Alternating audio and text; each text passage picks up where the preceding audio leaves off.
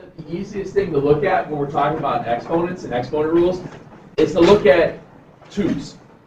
Here's what I mean. What is 2 squared? 4. Okay. What's 2 cubed? Okay. 2 to the 4th. 5th. The 6th. Okay. So this is going that way. What's 2 to the first power? What's 2 to the 0 power? Good. What's 2 to the negative 1? 1/2. It's 1/2. Oh, yeah, I remember that. What's 2 to the negative 2? 1/4. And it goes on and on and on and on. Okay. So the reason I like to use 2's with this is because as we get into some of the properties, it's easy to show. For example, if I want to say what's 2 squared times 2 to the 3rd? Well, what's 2 squared? What's 2 cubed? What's 2 times 4? Or sorry, what's 4 times 8? 32, which happens to be 2 to what power? That scared me.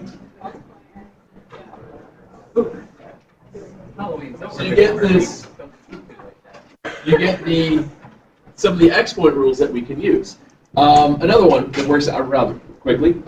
2 cubed squared. No, it's not. Think of your orders of think about your order of exponents. Your order of operations. Your order of operations is parentheses, exponents, and so on. So I have to go 2 cubed first because it's in the parentheses, which is 8. 8 squared is, which is 2 to the 6th. I'm being spooked again. I told you not to do that. All right. Now, I know I'm just trying to save this so you guys can see where we're at here. What if I did 2 to the 6th divided by 2 to the 2nd?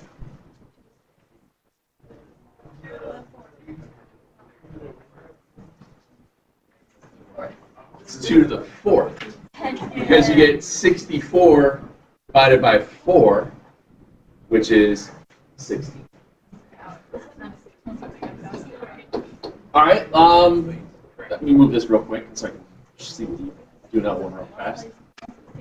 What happens if it's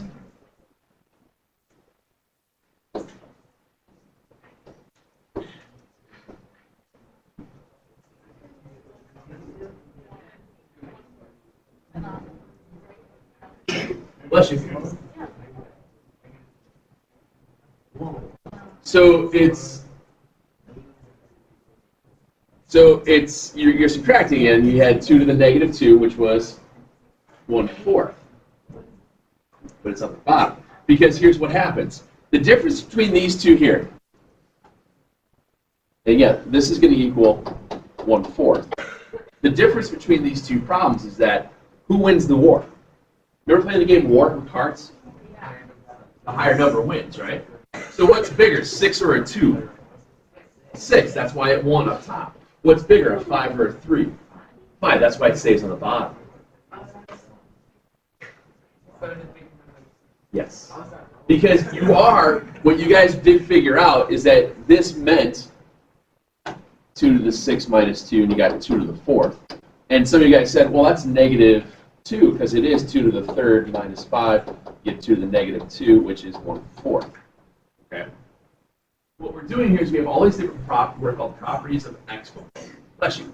And what we have to just define a couple quick times here is what's the difference between what's called a base and what's an exponent. Now, it's a real tough one. What number is my base here? 2. And obviously the exponents are all the ones that are changing. So here's what we get. We have all these different properties for exponents.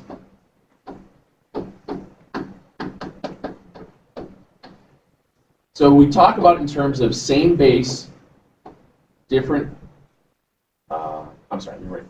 x to the m times x to the n Same base multiplying. What do you do with the exponents? What did you do? You just add them up.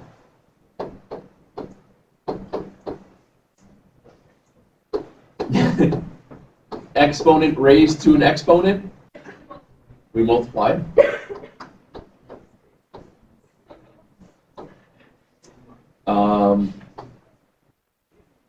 Any exponent to the 0 power is always 1. Let's see, when we have division, I just like to say play war and subtract. What I mean about whole play war is because what we try to do here, or one of the rules I should say, is that we always want to have positive exponents because we're positive people. Whatever. So we always want positive exponents. So one of the things we wrote out was anything with a negative exponent, bless you. It just means it's not happy where it's at. So if it's a negative exponent in the numerator, it's a positive exponent in the denominator, and vice versa. If it's a negative exponent in the denominator, it's a positive exponent in the numerator.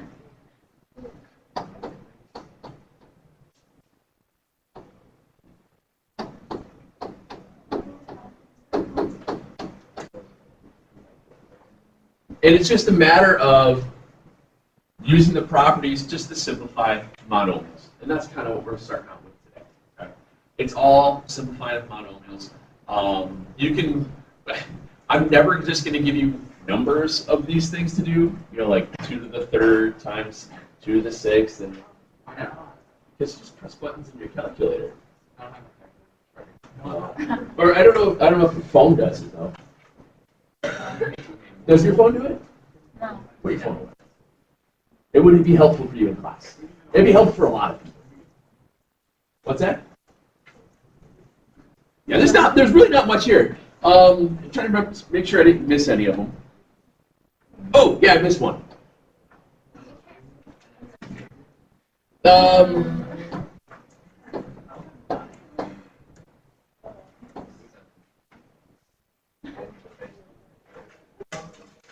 And this is like a distributive property to a fraction. Yeah, it's not. I'm sure you would have figured out. I think that's the only one that I forgot.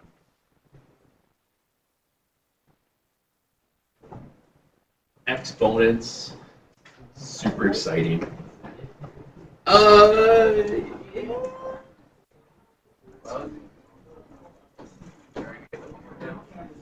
Why don't you try those 3 real quick? Remember when you work with these things, you always want to have positive exponents when you're done. Okay, so try those 3 real quick, and we'll probably do one other quick thing. I mean, you can't do that.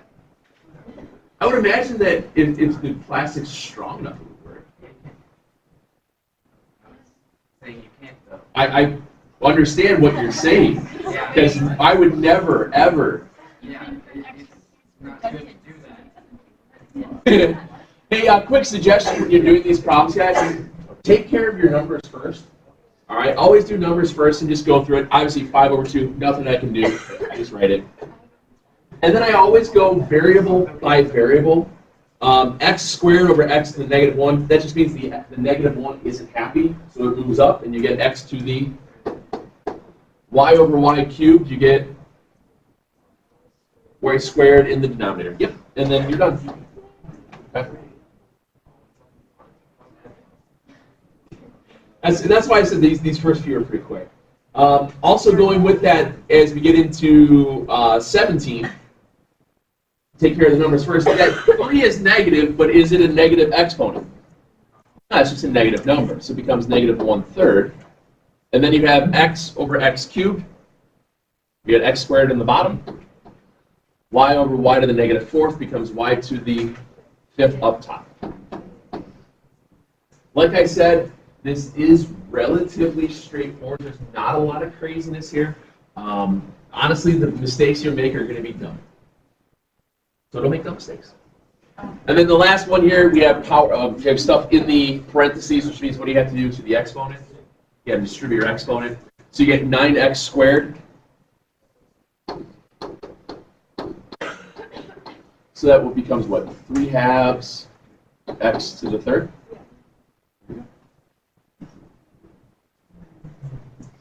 Well, that was 6.1. Shall we start 6.2? As we can. Much better Monday morning. No, it's just it works itself out that it's pretty easy to do. So 6.2 is pretty cool. Oh. I don't have any. Nope. 6.2, we're gonna blend them together. Now that's not graphs. Hey, I know, but here's the deal. Do you guys know how to dance? No. Okay. Mackie, get up here, Mackie. Mackie, get up here. Mackie. Well, while you're getting your pencil, walk up here. Mackie. Mackie, you're gonna get the 8 iron of death. Mackie, come on down. You're the next contestant on Let's Dance. Why do you have a plunger in your... It's kind of a crappy thing to carry around. All right. So, Mackie, using your arms, show me a positive parabola. You can do it. Yeah! All right. All right. Using your arms, show me the direction that you would draw a positive slope. From there. All right. Face that so you know which way is positive slope. Yes, because you're writing it on the paper. How would you draw it? Use your arms. All right. Is that a positive slope? Negative slope. That one. Negative parabola. All right, quicker. Positive slope.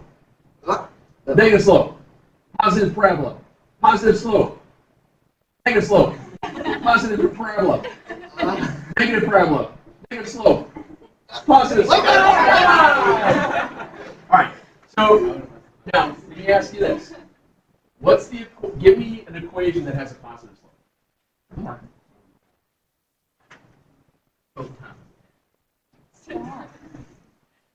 Write the equation. Write an equation something that has a positive slope. Okay. Anything that comes to your mind that has an equation that has a positive slope.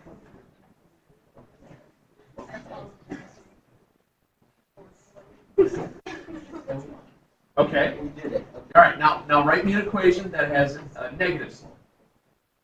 No separate equation, knucklehead. All right. Negative equation. All right. Give me a positive parabola. Okay. Can I think about it? 2 plus 2 equals 8. It doesn't have to be conic section. You can just write it out in terms of just a generic quadratic.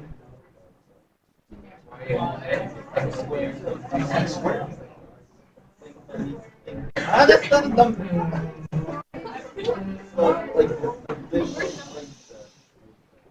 All right. Now give me a negative. Okay. Now, Mackie, you may sit now. Thank you. Ladies and gentlemen, Mackie.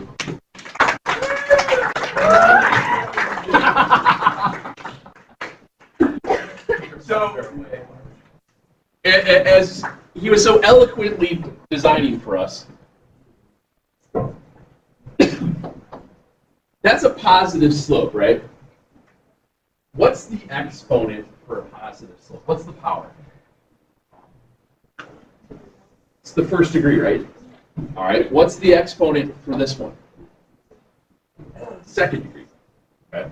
Now, what I want you to do real quick is on your calculator. Of course, I don't have mine open today. Apologize. It's one of these tabs.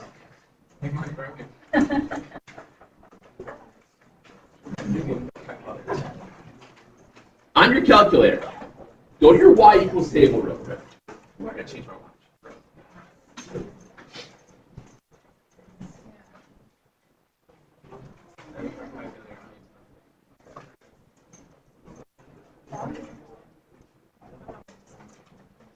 what I want you to do is I want you to put in y equals x. On the next one, I want to do y equals x squared. I want to do x to the third. I want to do x to the fourth. Oops.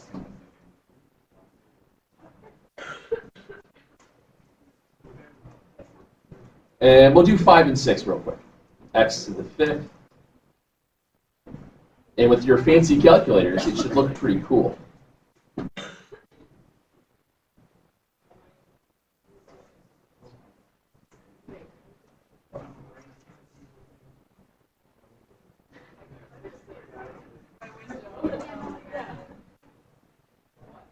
Just do a 10 by 10. It'll be fine.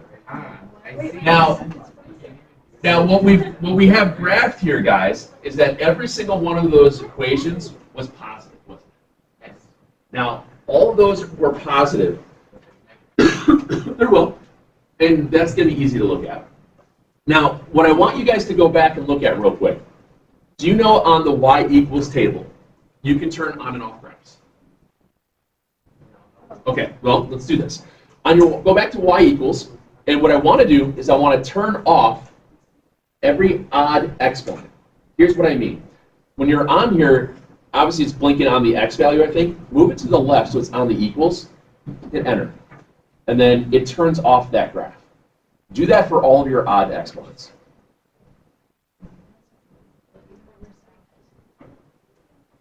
Turn off the odd graphs.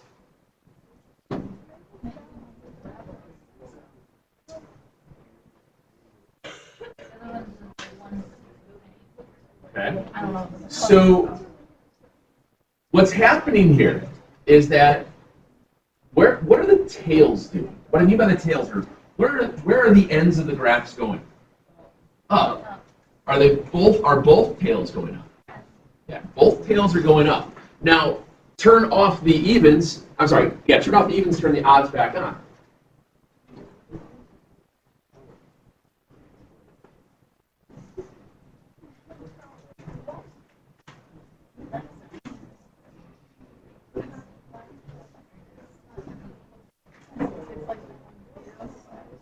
Where are your tails going now?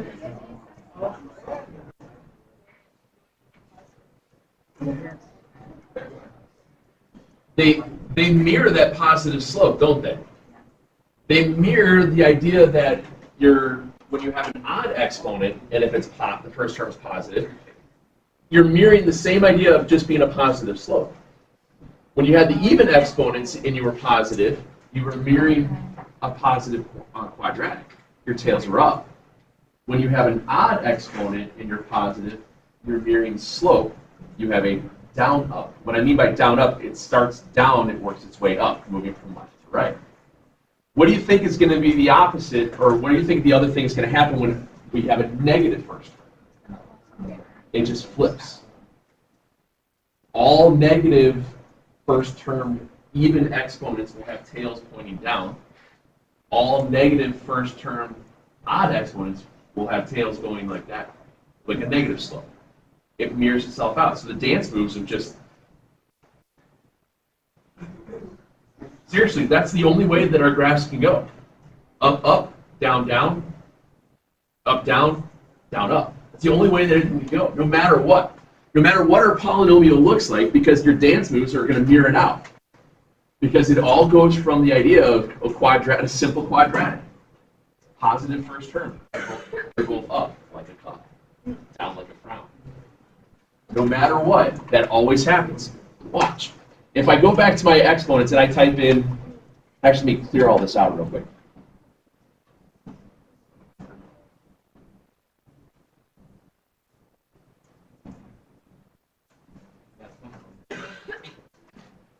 So let's just come up with a really crummy looking polynomial.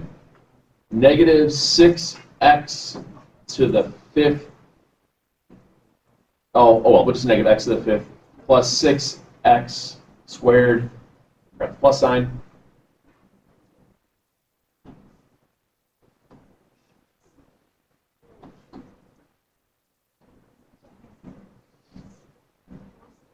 minus 2. It's a polynomial, isn't it? Yeah. Descending order. I don't have to have 5th degree, 4th degree, 3rd degree. I don't have to have all those different powers in there. It can be written out anyway. If I graph this, which way are the tails going to go? Which way? Is it going to be a positive slope or negative slope? It's going to be a negative slope, isn't it? Our tails mirror exactly what you can do. Okay. There's a lot of other rules that are going to happen here, but for what I'm looking at today, what are your tails doing? What are the dance moves doing? Okay. Because as we get into this stuff further, we're going to be able to rough sketch graphs that look awful by knowing what's happening at the tails. If we know what's happening at the tails, we can make up the rest of it. Because what happens when you cross the x-axis? What are you when you cross an x-axis? You're a 0 of a term, aren't you? So if we're able to figure out what tails do, and we can figure out where zeros are located on the x-axis via some sort of form of factoring, we can take nasty-looking graphs like this, and we can figure these out without having to do any work. And it's all about knowing how to do the tails. And that's what all this polynomial stuff does, this unit of things. So let me show you.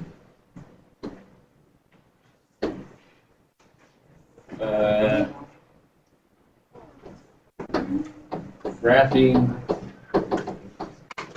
tails. Not like tails like on an animal or best of time, worst of time. That's spelled T-A-L-E-S. Thank you very much. Woo! Dragon tails. No. So let's see. Positive with an odd.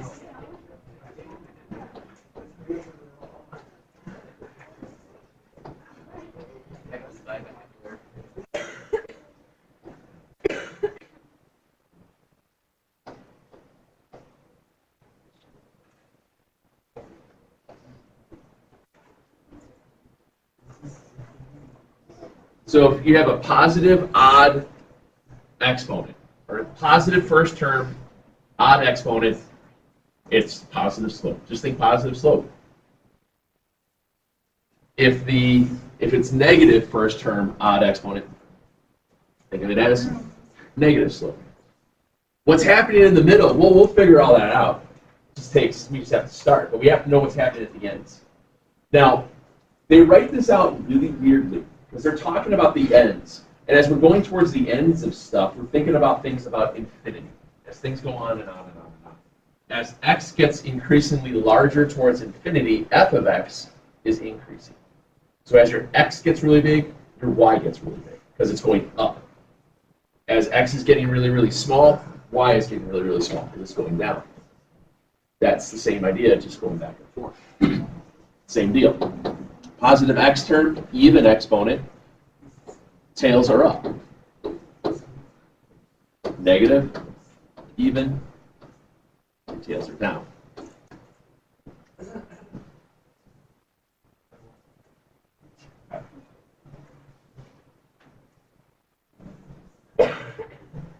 That's how we're going to be able to figure out some really rough sketches. Not terrible? So, that's new, isn't it? That's new. But you see how we used it off of something you knew? And it's nice how, in math, a lot of things repeat themselves. So, this whole thing of what is this polynomial? Polynomials are just written like this. They write it out as a first term, nth degree, and each subsequent term drops a degree. Remember descending order, ascending order? That's kind of what that means. This is a regular, boring polynomial. It's a 4th degree polynomial that its tails are pointing what direction? Tails are both pointed up. Okay. Now, what we're going to be able to do with these things eventually is that we will be able to factor, we will be able to graph, we will be able to find all zeros, and figure out the number of changes directions of the graphs. We will be able to figure out what are called relative max, relative mins. Maybe I might save that for next year for you guys, but getting into this, there's a lot of little subtle things we can do. Okay. So let's see. If we wanted to be rambunctious, and I set that equal to 0, that tells you to find what? Solve for x, really, you find your zeros. Remember how we factored before? Well, in a factored in our sense now, it's kind of difficult because what times what's 2, then you got middle terms and all that. Now, we've done this trick. Remember factoring by grouping? If I group these two, I might be able to get something. All right, just getting it out there. This one's not going to work, but you get x cubed, x plus 2. But if I take out, I'd have to take out the -2, and it won't work, and I'd get 2x and whatever. So it doesn't get to it. But that's the idea that we're going to get towards eventually. This might have imaginary zeros. Will we be able to figure those out? Yeah. Oh yeah. Lots of stuff. Also, I think maybe, we got time to do these last little bit. We have one other new-ish thing to show you. It's because we love math. So I want to use what's called direct substitution to figure out what f of 3 is. You guys remember what direct substitution is? You use it all the time. It's plug and chug. So direct substitution is basically this.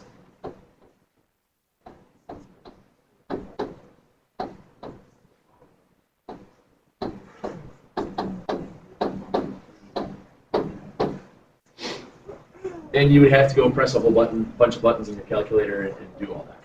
And you'd figure out what that is. Okay.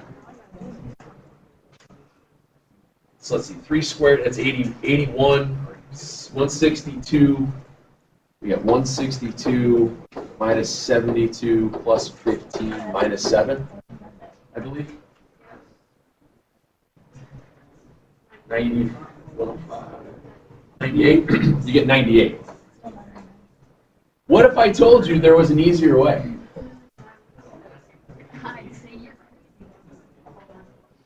But wait, there's more. It slices, it dices, it Julian tries. Is it Julian? Julian tries, is that? Does it come with a sham wow? Sham.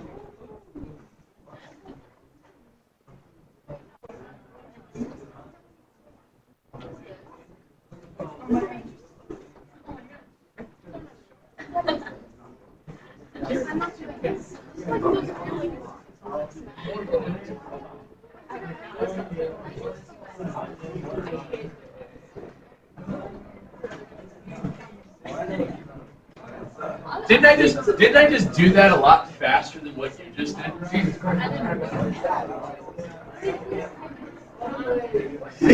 Just gonna go. This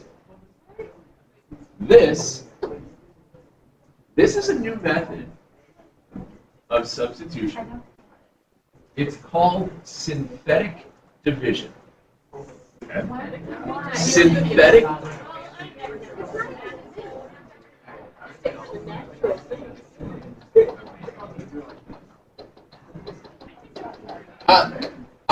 I'm going to suggest that you embrace synthetic division because there's a reason that we show synthetic division. Synthetic division is a method, it winds up being a method by which we'll be able to factor eventually. Okay. So, and you guys are like, oh, but when we're dealing with polynomials, we need to be able to find zeros. Well, the quickest and easiest way to find zeros is using synthetic division because we can divide stuff out. Now, what this was technically not that we weren't dividing anything here, that we didn't get a zero out of it. But what we did is we used we did this as synthetic substitution. Here's what's happening. Our polynomial that we had was 2x to the 4th minus 8x squared plus 5x minus 7. And we wanted to figure out what f of 3 was. Well, what that told us to do was to take 3, substitute in, press a whole bunch of buttons, and press enter. What I did was something different. Using that thing called synthetic substitution in this case, what I did was I took all of the coefficients of the polynomial in descending order, but I put a placeholder in. Because what is this one missing? It's missing a cubed term. That's the trick. You have to put a placeholder for anything that's missing. So this would be a fourth, a third, second, first degree constant. So there should be 5 total parts to that. Fourth degree polynomials have 5 terms. Sixth degree polynomials have 7 terms. Third degree polynomials have 4 terms, and so on.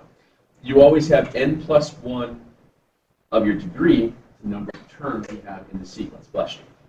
So what I did was I took the coefficients. No cube, I put a 0. It's a placeholder. -8, 5, and -7. What I was substituting in was 3. Here's what I do. I take this first term, I always drop it to here. Always, no matter what it is. It always gets dropped down. What's 3 times 2? 6. I put that here. What's 0 plus 6? I put that there. I multiply on the outside, I add within. 3 times 6. You just saw it, didn't you? 18. Add them up, what do you get? 10. 3 times 10. 30. Add them up. And you got 105. Subtract it out. You got 98.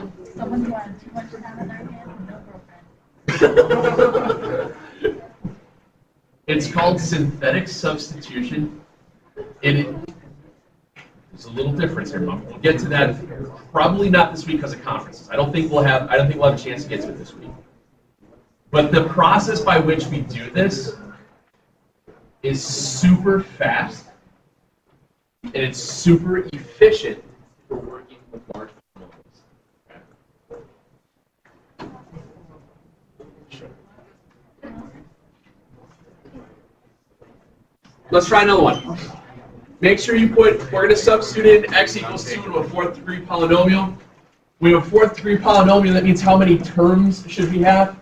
We always have 5 then. So if I want to substitute in with the 2, obviously some of these small ones are pretty easy to work with. I just want to show you how it sets itself up synthetically. We put in our, we put in all of our coefficients. 1, 0, -2, 7.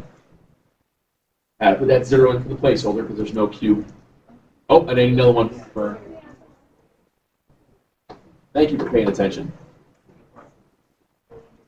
And I make my little sideways L, put a 2 out front. First thing you do is drop the thing. Now what? Times 2. What's 2 times 1? 2. What's 0 plus 2? What's 2 times 2? What's 4 plus 0? What's 4 times 2? What's 8 plus -2? What's 6 times 2? Plus 7. It is a super fast, efficient way to do substitution.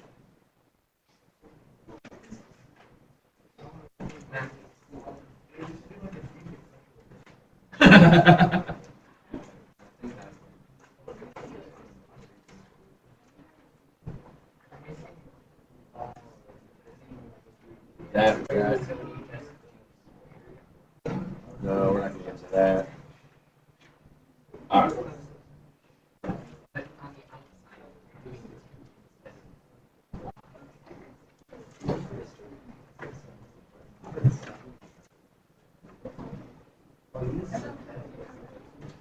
Do you want to try the calculator on that one? So it's 3. Oh yeah, we just did this one. Sorry, I didn't realize it was the same one. All right, well, let's make another one up.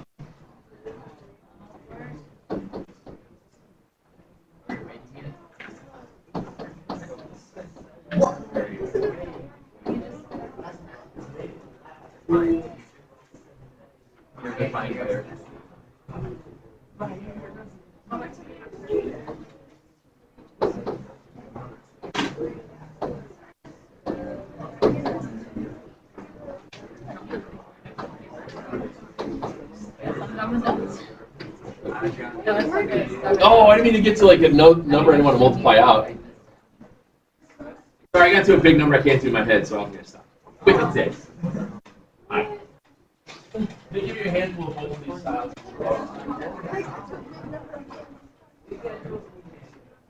Well, you can. What is it? 48, 96, 96 and 48 is the number 144. 288. What is it?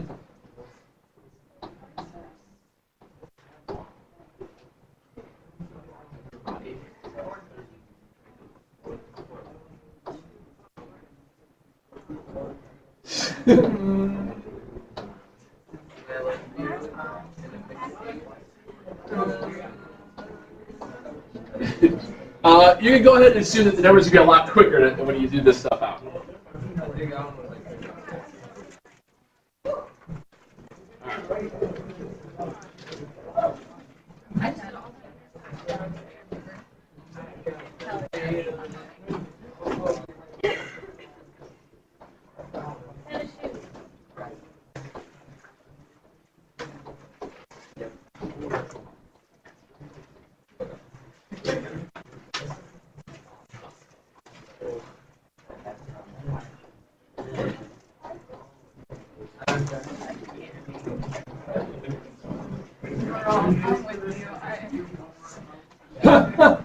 We're supposed to do 6-2 tomorrow.